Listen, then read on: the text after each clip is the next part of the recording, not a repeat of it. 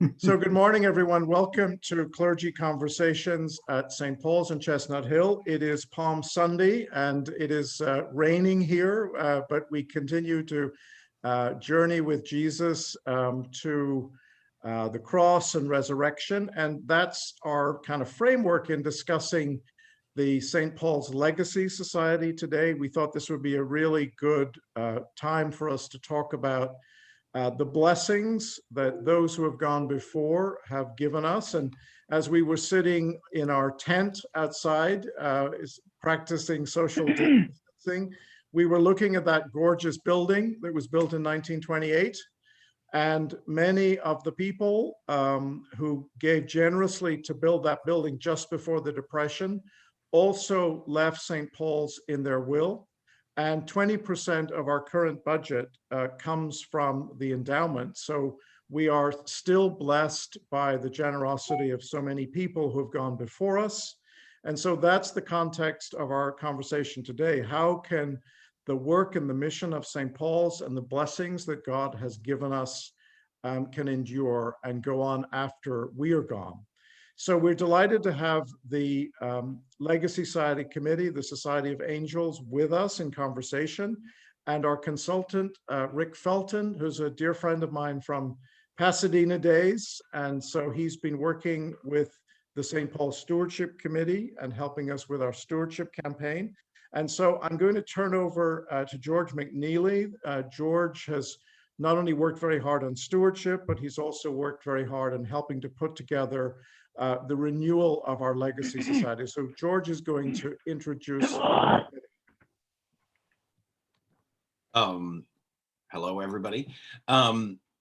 So the Company of Angels was started quite a while ago at St. Paul's and has been going for decades, but it had somehow gotten quiet. And we all know in life that unless we keep pushing, things tend to go quiet. So we felt that it was an important moment in the history of St. Paul's to kind of revive our efforts related to what's referred to as planned giving amongst the congregation. And so planned giving, of course, is leaving money in our wills to the church. And so we have recreated the planned giving committee to help lead the effort to encourage more people to join the Company of Angels. And so I'll just mention who is on that committee. There are 6 people on that committee. So I think on the call today, we have Charlie Head, who's there. Charlie, wave. There we go. And we have Sandy Dillon, who can't exactly wave, but can say hello. Hi, everybody.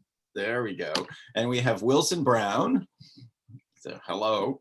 And then we have Barbie Kimberly, who I think is hiding behind the Kimberly screen there. But anyway, we have Barbie Kimberly, and we have Joyce O'Connell, and we have Charlotte Kleiss. So they're the 6 members of the committee, which has only been reformed recently. So we wanted to have this session so that we can talk a little bit about why people get involved with the Company of Angels. Why do people leave their bounty, or whatever bounty they may have, or part of it, to the church? And so I pass back over to Albert. Thanks, George, and thanks everybody on the committee for this important ministry, for your generosity, because you also are members of our Society of Angels. And so we thank you on behalf of the whole parish. So I'd like to begin by asking Sandy our first question. In terms of, Sandy, as you look back on your life and you look at what loved ones and people who've been generous to you in your life, what kinds of blessing do you want to share from your experience and the kind of blessings that we've experienced here at St. Paul's? Well, my parents were my first mentors in terms of generosity. I grew up in a small Maine town, and when you are in a small town, it's very easy to identify those who do the work and those who complain about those who are doing the work. But so basically the same people run the town, run the school, run the church, run the Scouts, the Masons, the Eastern Star, the 4-H Club, whatever. And so I was lucky, and I was an only child, to see this big gift of generosity. And my parents, they did it all. They had town offices. My mother was a teacher in the town. Excuse me. And they also, and they both ran for school board at different times. My father was the 3rd selectman. And that was a very interesting table conversation when my mother was teaching and my father was on the school board. But they really did a lot of stuff. So when the first thing that they did was to make sure that I was taken care of when they died. They paid for everything before they died. So they said, you're going to be grieving, so you don't have time. And they were right, because basically they died. My mother died in an auto accident, and my father was in intensive care for a month. So it was wonderful that all that stuff was taken care of. They also left money to the church, and which is used for structural upkeep. And my father was a 33rd degree Mason, and while he was the state treasurer of the Masons, he convinced the Masons to start a scholarship program where they chose 3 Maine high school seniors each year on the basis for the grades, their school, and especially community service. And that scholarship follows them all 4 years at the University of Maine. My mother became the first Title I and Title II reading teacher in the country. And because her program was so successful, she was all over the place giving speeches. And at the same time, she was starting to write her poetry and doing readings. So she put all her money from those 2 events into an endowment in her name at the University of Maine. And that's still going on. And I'm proud to say that every year, 2 to 3 students get some of that money. And sometimes they write me a thank you note and tell me what they're going to do with their life dreams. But she would be very pleased. And the best thing is the University of Maine always chooses students from the district where she taught. So that's very exciting to me. Mm. The other thing is that they worked very hard all their lives, but they really wanted to make life easier for people coming after us. They wanted to make sure that there was basic money in there for the church, at least to pay the heating bill. They wanted to make sure that if there was a kid who really wanted to go to college, there was some money there, especially if the kid had worked hard during college or doing high school. So I got the lesson loud and clear that I had to do the same thing. I had to make sure that there was, that my church was going to be taken care of in my own little way, and that various places that I had attended got some endowment. So this thing of having to pass it on. Our little church in Maine is photographed in some encyclopedias as an example of the church in a typical New England town. And that picture lives on in my mind. St. Paul rising up on the hill, that picture lives on in my mind. And it's a beacon. And this day, when there are so many problems, it's wonderful to have a beacon, but we need to make sure it endures throughout the ages. That's wonderful, Sandy. And we were looking up at that cross that is the highest point overlooking Philadelphia, which is a city with so many problems, and the family that you're talking, your family was suffering, but yet their suffering was also a means of blessing for so many. So thank you for sharing that. Let me ask the committee with this review of Palm Sunday and the Passion of Jesus.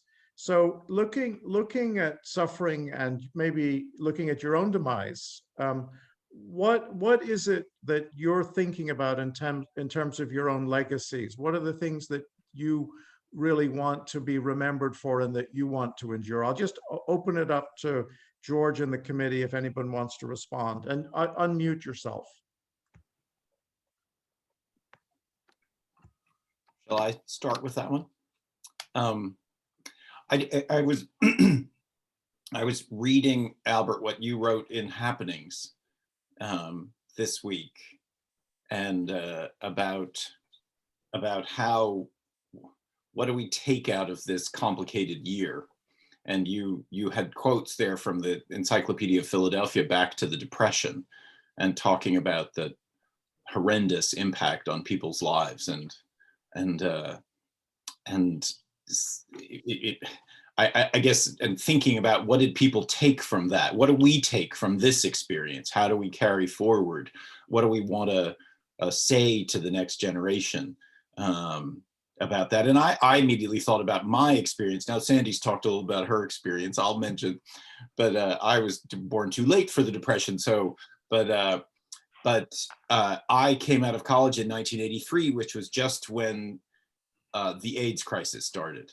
And so I spent the first 10 years of my adult life dealing with the fact that so many friends of mine were dying.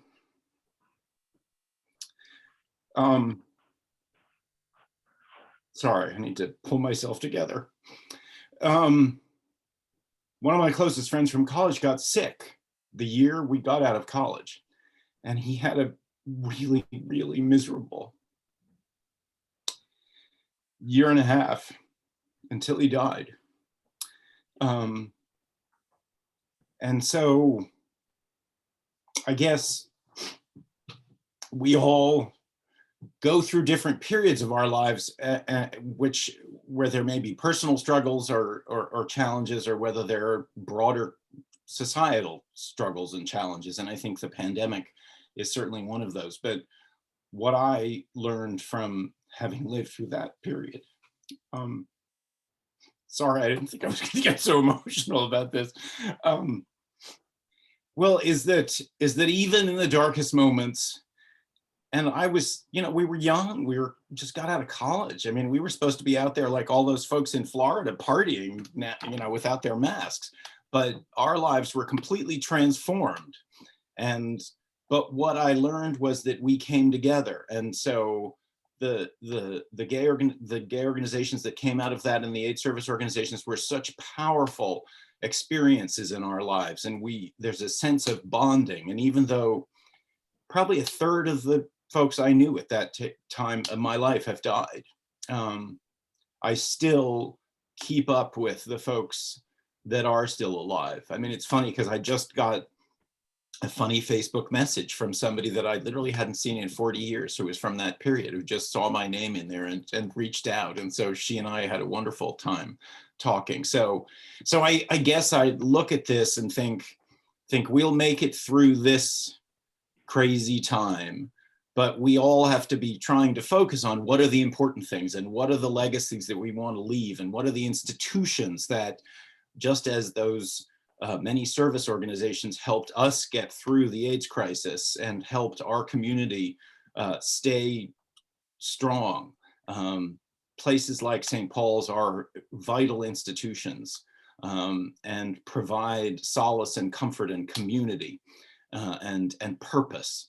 And so I guess that is why I think it's so important for all of us to be supporting these institutions, because they help hold us together through both the terrible times and the good times.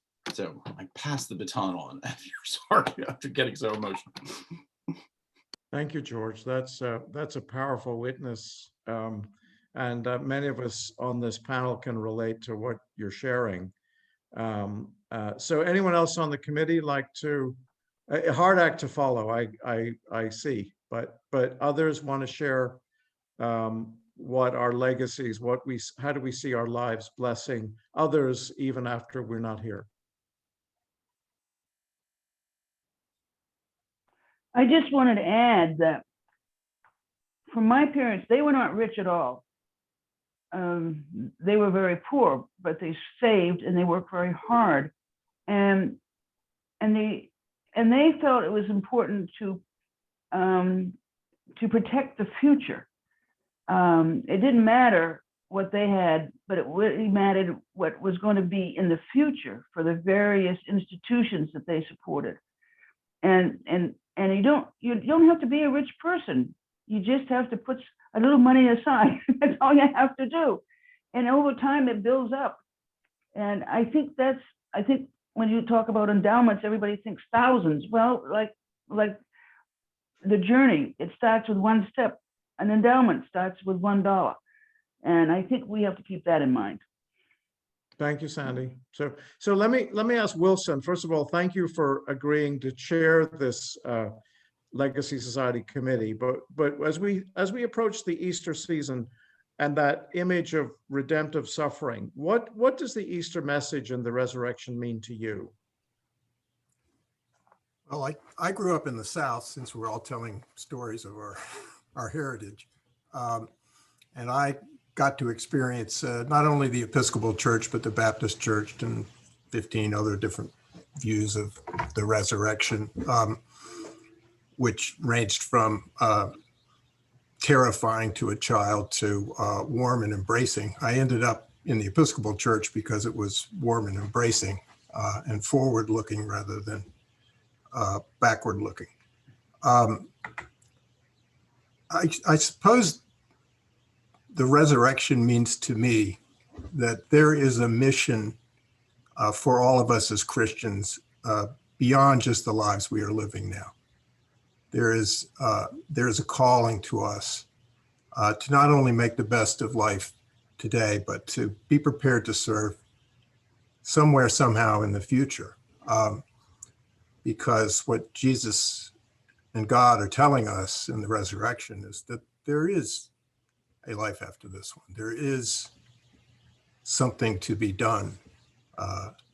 Death will not conquer us all. Death is but a passage. That said, to get back to the work of the committee, one of the things I think Jesus shows us is that there is something we can do in our lives to make the lives of others better in the future, and that may be our biggest calling as a Christian in the life we're living today. And to that end, supporting his church and supporting the church, not only today, but in the future, and assuring its future, is a worthy mission for all of us. And that's why I'm happy to be on this committee. That's why I've remembered St. Paul's in my will already, and why I hope other people will do that. We are called to make this place better, not only today, but to make St. Paul's thrive in the future. And one way to do that is to remember it when you die, by remembering it in your will. So I guess that's a long way of getting from resurrection to I think that's mission, very but powerful. that's what it is. I think that's very powerful. So sometimes when I look up at those angels in St. Paul's that are supporting the roof, and Cliff Cutler told me one day he asked somebody who was up changing a light bulb to take a photograph, and apparently the angels have toenails. That the craftsmanship and the work that went into each of those, and you think about giving people employment and so on. So I love it that this Legacy Society is in the company, the Society of Angels, that's supporting so many, quietly supporting so many things. So let me ask Charlie, how did you come to hear about the Legacy Society? You're a member. How did you come to hear about it? Sure. Thank you, Albert. And I want to thank everyone on the call for investing time with the group Company of Angels. My story is fairly simple. And what I'm struck by is, as I look at these Zoom calls, how oftentimes I think of them as they look like quilts to me. And And today, I think my role really here is to kind of, when you quilt, you create lots of little squares or objects and you sew them together and things like that. And that's kind of what I'm going to do today, is try to weave the stories that we've heard thus far and kind of redirect or emphasize how much the common themes run through each of our lives. I was really, really impressed hearing some of these stories. So, and I'll kind of cite that as I go through this. So like Sandy, my parents set an example about charity and giving and kindness and thinking about the future. And for me, I guess maybe probably one of the first times I ever really heard about the Society of the Angels, I used to see a little blurb in the bulletin and I asked about it and years ago. And I think I actually even had a will at that time that included St. Paul's. And since that time, probably had other wills and I can't, and they did not. So more, in the last year, many of us had severe or very long periods to reflect on our lives, where we were, what we were doing. And some of the things that I began to think about were sermons that influenced me in my life.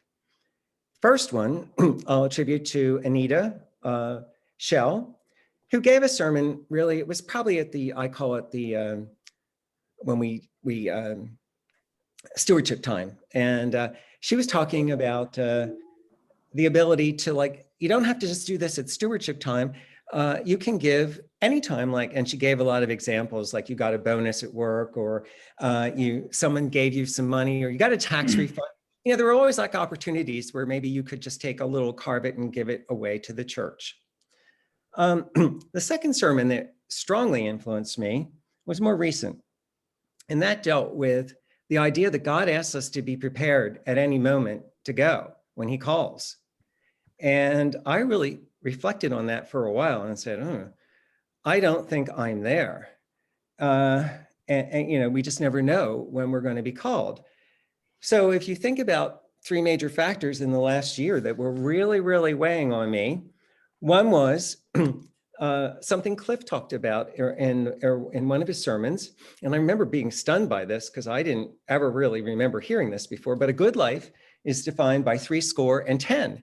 I'm like, holy moly, I'm almost there at the time. Well, now I'm got there and gone beyond. So I knew I had some work to do. So in addition to that, there was the idea of this pandemic raging. So that led back to the second thought I had about, you could go anytime. And the third thought was preparedness. So when you take this triangulation of forces coming in, I was ready.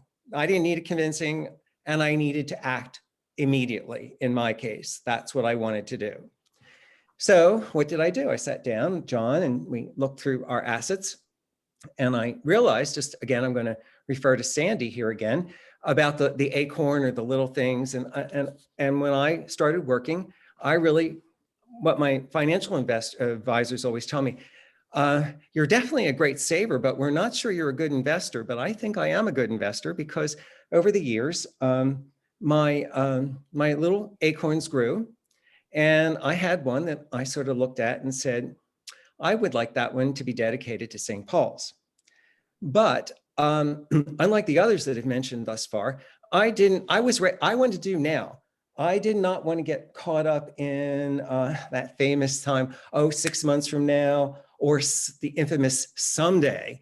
I was ready. So I wrote, actually what I decided to do is I wrote to the company that manages this fund and said, I believe I can indicate that I can put a TOD, and for those not familiar with this term, it means transfer on death. And you can do this on many, many places throughout your financial pedigree. So I did that. And basically all I had to do was ask Albert, or I asked Albert, I was interested in this. And he told me to contact Virginia. And I really basically only needed the minimal amount of information to get this to happen. So this is emphasizing the simplicity of this to people of all ages. You basically, all you needed was the church's tax ID number, address, telephone number, and that kind of thing, and a contact. So really not very complicated, not very hard. And what I like about it is I like the idea that this concept is fluid. And what I mean by that is I used to think flexible was a great word. And then I found out that flexible is really kind of not what you really think it is. And so if I give you this example, if I raise my finger, I can bend it and I can do all kinds of things. But can I go this way? No. So the best I can do if I'm flexible is I have like about a 90-degree range here, right? Maybe 100, but I can't go 360, that's all. So anyway, I wanted the idea that your gift could be easily changed and modified if circumstances required it. So that's how I came into it. Let me just see if there's anything else in my notes here. Oh, I did just kind of want to put a pitch in for, again, this is just not for old people. This can appeal, anybody can participate in the Society of Angels. And some of the people were saying, well, I don't even have a will maybe, but you probably do have the ability to name beneficiaries in all kinds of places and cases, such as a 401k. For some of us older folks who have 401ks and have to take RMDs coming up in the next couple of years, required minimum distributions, that is, you can actually donate that money now and get a tax deduction. So I'm not going to get into a lot of tax things. That's my kind of like nerdiness.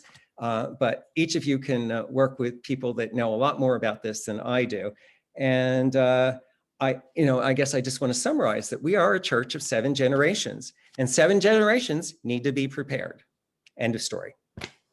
I think that's a very good point, Charlie. Because last year we were all shocked when Charlie Peterson, who was in his 40s, had a heart attack, 2 children, and that really shocked the younger family community, that we all need to plan ahead and think. So that's a really, really good point. Can I invite Rick Felton to join this conversation? Because Rick, you have a lot of experience in helping churches establish. So here is St. Paul's. We've got something that was established in 1936, but obviously we're reinventing it. And what are some of the other kinds of giving and kind of choices? We heard some from Charlie, but can you give us a kind of more of a landscape of what some of the choices are? Sure. Charlie was so good, and I really want to thank him because he took half of what I was going to say. So that's good. But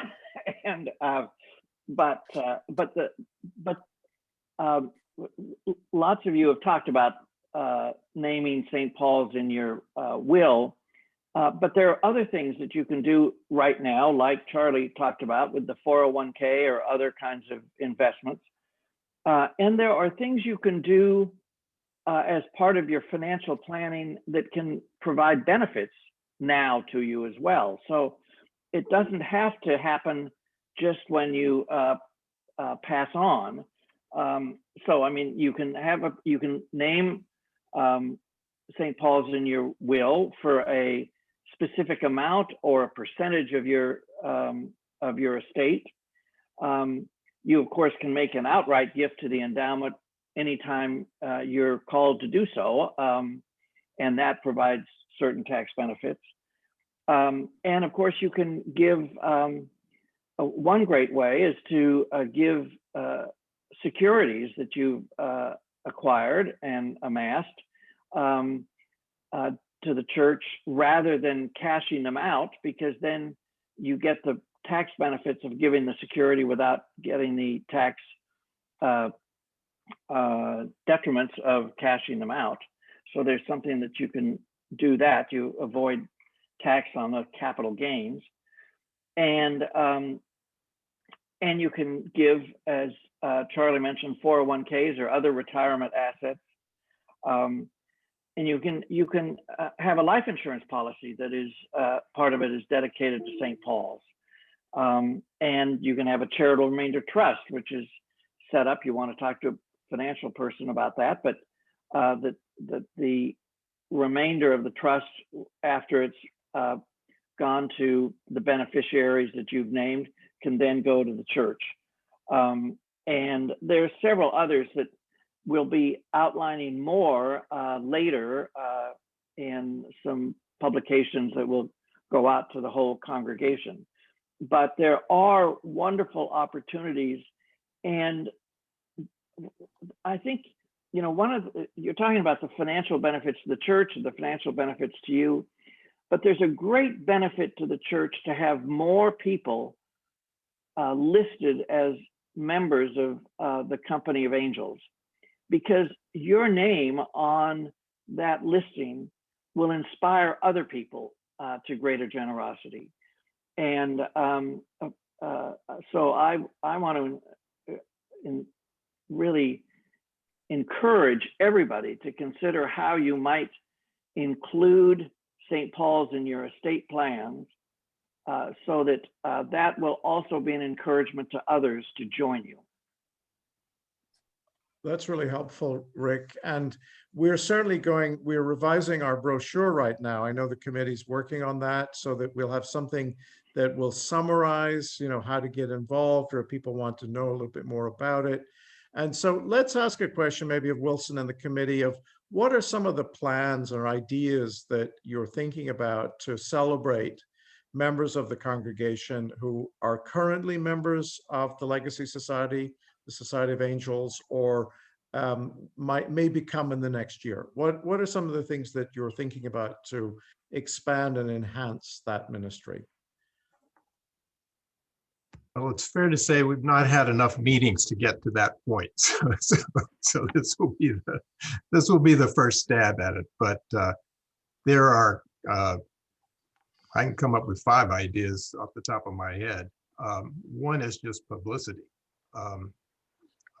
We've been remiss in not highlighting this aspect of our ministry, and just getting out there and talking to people about this and having conversations along these lines is job one.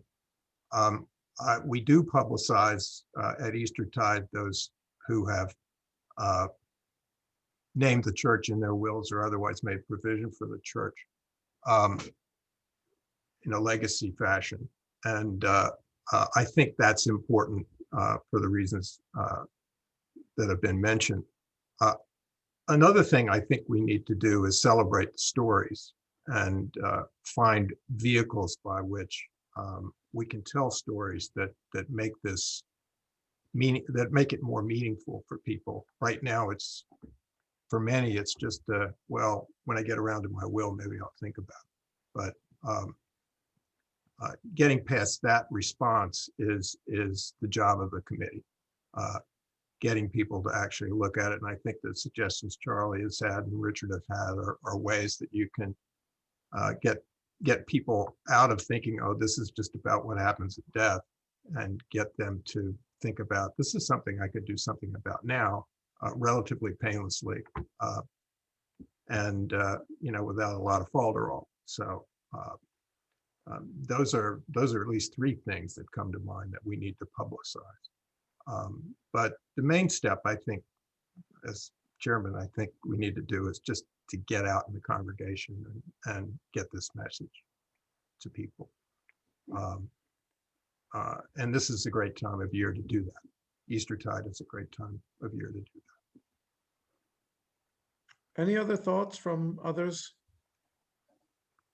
Yeah, I was thinking, as the grandson of the architect of the building, how many people take this glorious structure that you were talking about earlier, Albert, for granted.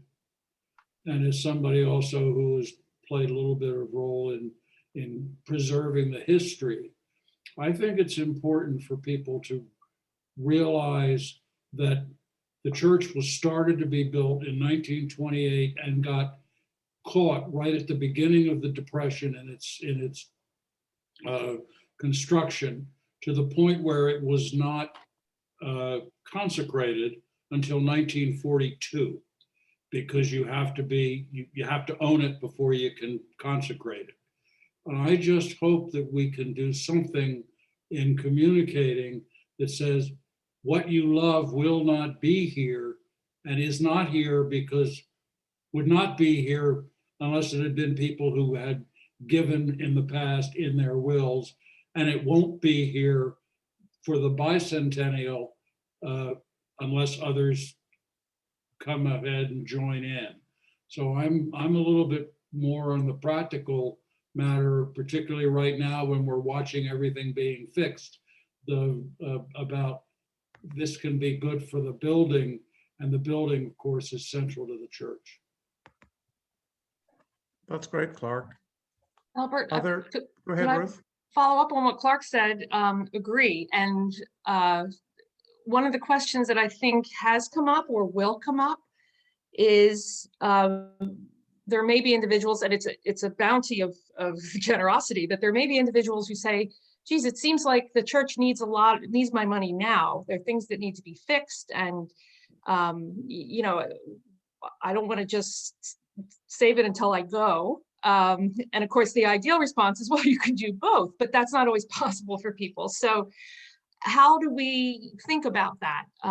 If I know that if I give to the endowment and we build that endowment, give to it now, that does help us because we take money from that, or the draw from that. So how do we think about that?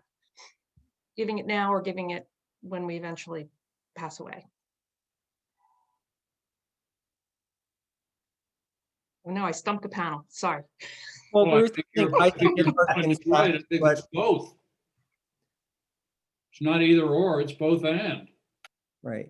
And Ruth, I'd like to just add in that I think it harkens back to what Sandy and I both said about there's never a bad time to start planting your seeds for the future.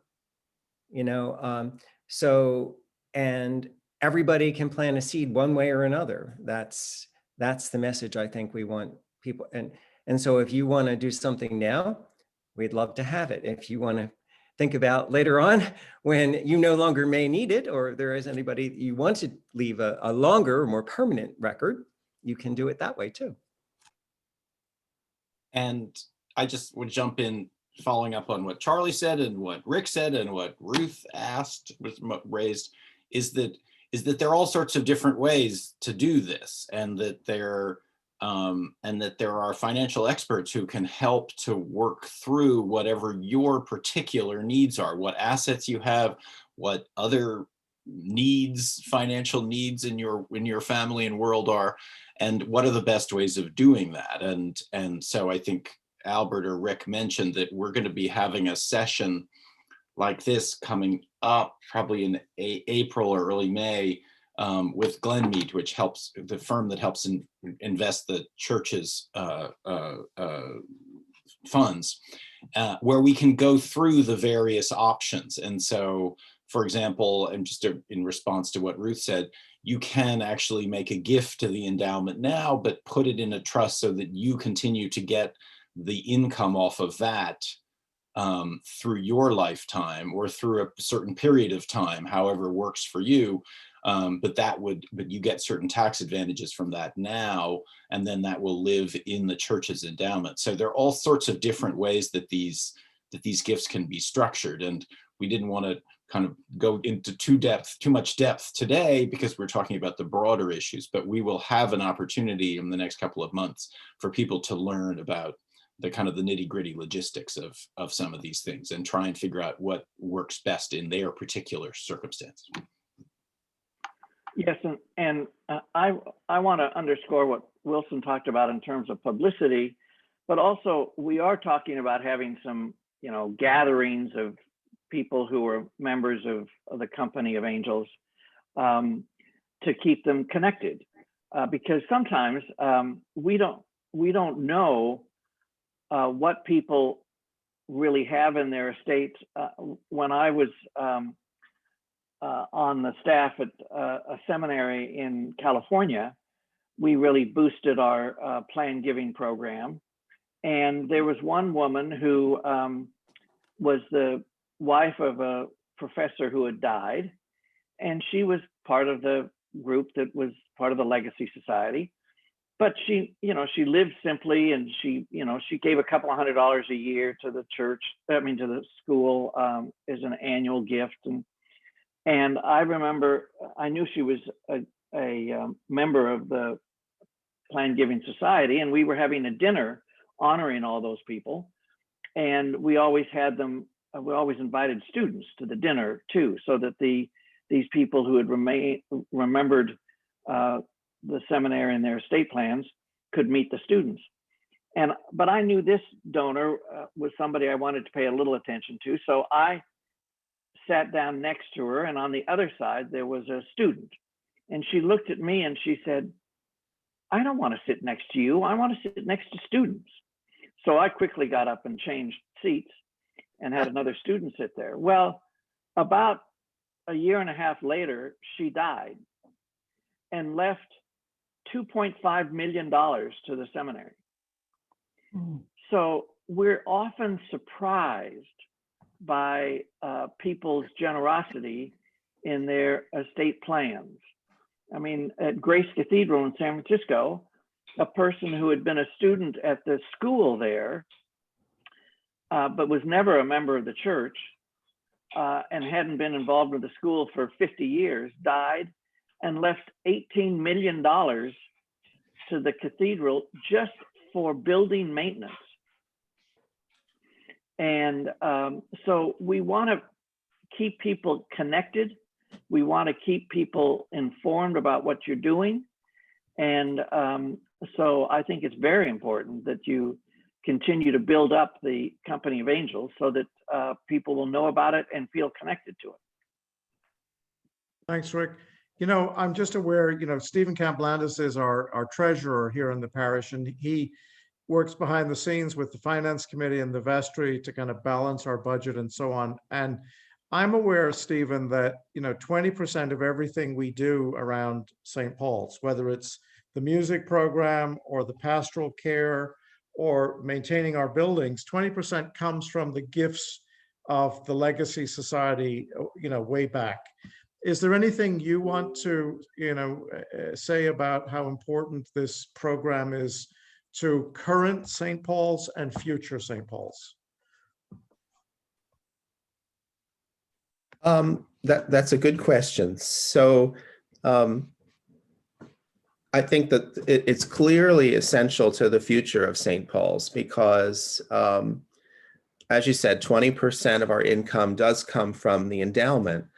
And in some ways that's great, but I think that if we're going to sustain our programs for the long term in the future, we actually need to grow that percentage over time. I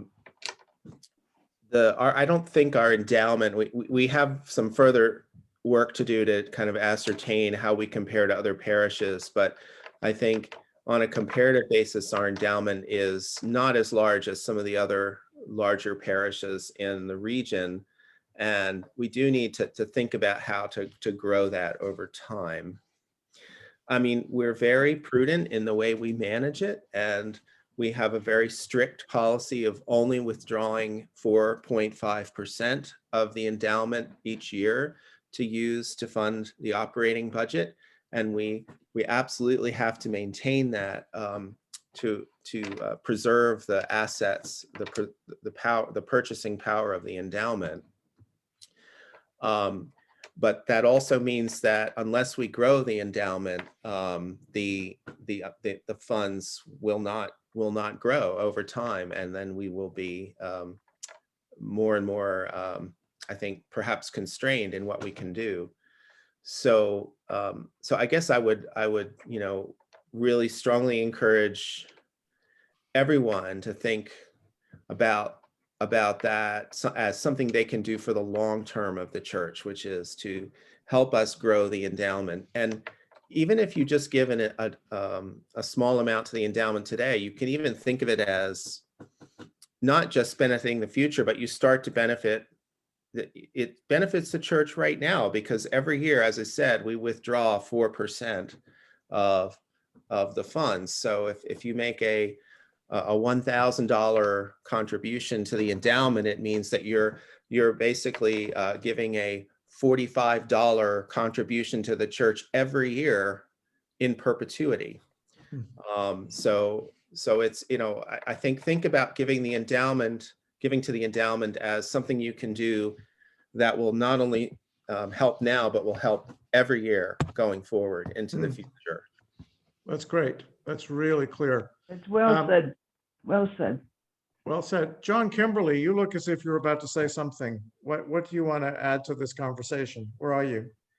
You've disappeared.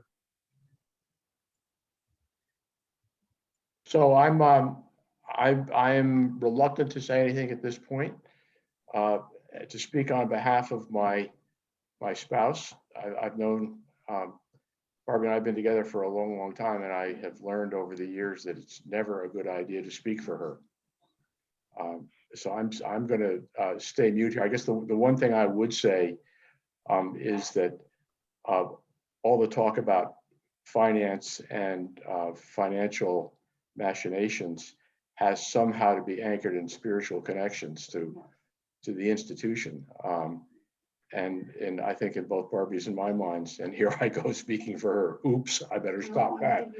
But you know, we have connections, deep connections, not only to St. Paul's, but to the American Cathedral in Paris, and to St. John's in the Wilderness in upstate New York. And in each of those settings, the church plays a very important part in our life and our sense of community, and our sense of trying to keep things in perspective and balanced. And I hope in all of our concern about maintaining the building and maintaining an endowment which will grow, we don't lose sight of why we're doing this in the first place. That's a really good point, John. And speaking of that, I have to get ready for church because I'm going to lead this wonderful congregation with angels and with archangels and with all the company of heaven to sing God's praises and give thanks for all of God's blessings. So I'm grateful to all of you for your service, your commitment. Rick, it is a pleasure to see you, and thanks for getting up in the middle of the night in California to be with us. And more to be continued. So thanks everybody for this. And if you would like to know more about the Society of Angels, please contact someone on the committee or one of the clergy, and we'll be happy to share more about the program. God bless. Thank you, everybody. Thank you.